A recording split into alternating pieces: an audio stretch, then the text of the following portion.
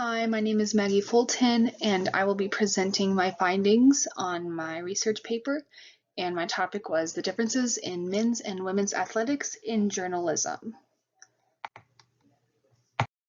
I would like to start with my initial thoughts and what I thought I would find. I had a hypothesis when coming into this paper. I have had a lot of experience with athletic journalism. I had been an athlete from age 4 to 18, and I had always kept up in my local newspaper different articles that had been written about the sports teams that I was on, and I read about in also other newspapers that were not just my local one from the surrounding areas as well. And I noticed discrepancies mostly in my local newspaper from my hometown, when I say local hometown, that the men's boys sports would usually have two full pages coverage with color photos, and the girls sports would be lucky to have one black and white photo and would usually always have the box scores, but would be very rare to have a story written about them.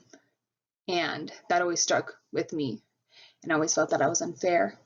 And that was something I'd always had a conversation about with my mom, thinking that this is just crazy, especially when like our girls basketball team was leaps and bounds better than the boys basketball team at my school, and yet they were still getting 10 times the amount of coverage that we were. So that has always been something near and dear to my heart. And so when we had this opportunity to do a story on this a different type of journalism, I really wanted to get into this because I find that it's a very serious issue. And so moving on from that, I would like to talk about what I have found. The first study that will be featured in my paper is ESPN SportsCenter and coverage of women's athletics. The contents of this study was a content analysis of ESPN's coverage of the 2000 Olympic Summer Games. So in 30 days, they had found that in over about 800 stories, 778 stories were about men, 16 were about women, and 13 mentioned both men and women. So we can see here in ESPN that they do favor men in their stories that they run, and that there are a lot less written about women. And this proved the hypothesis that I had about the differences in men's and women's reporting. And so we wanted to move on and see what we have in our next one.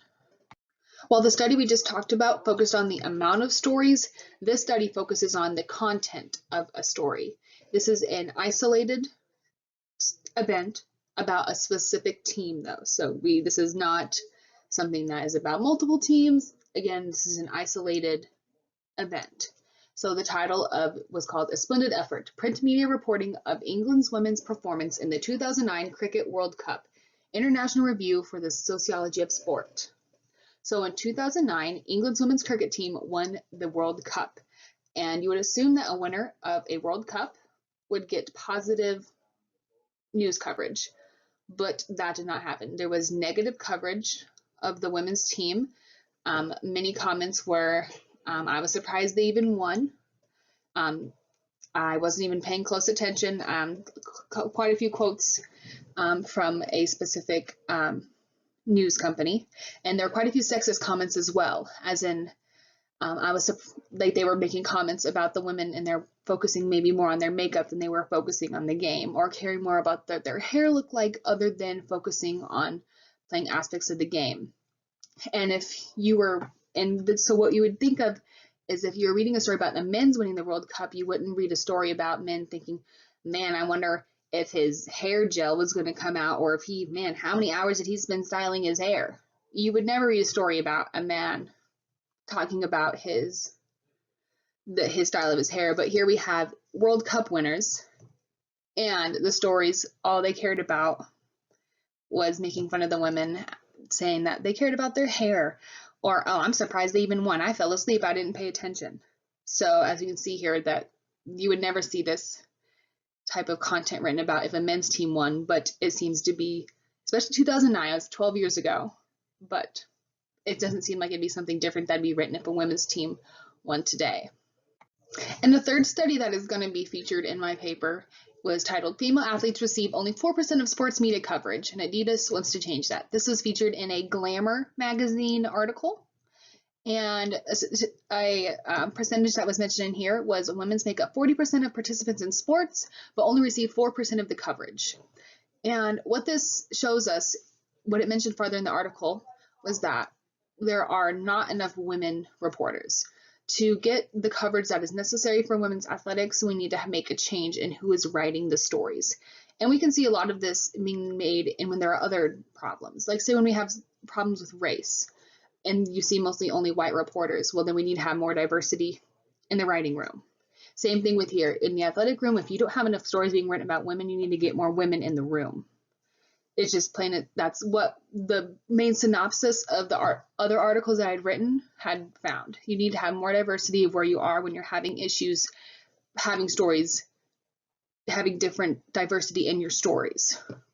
And what was also written in this article is that there could be impact in young girls of not having any coverage. How could a young girl know if that she could be a big soccer star if she doesn't see girls like her being a big soccer star? It's hard to have those aspirations when you do not know that you can have them. So to conclude my presentation, my hypothesis in my paper was proven to be true, that there are more coverage on men's stories, there is better coverage on men's stories, and just in general, there is a difference in a way that there's a difference in men's athletic journalism than in women's athletic journalism. But what is on the bright side of this is that there can be change. More women becoming journalists going into the sports journalism field can definitely change with what we're seeing now. And that's basically what I have to say. So thank you for listening.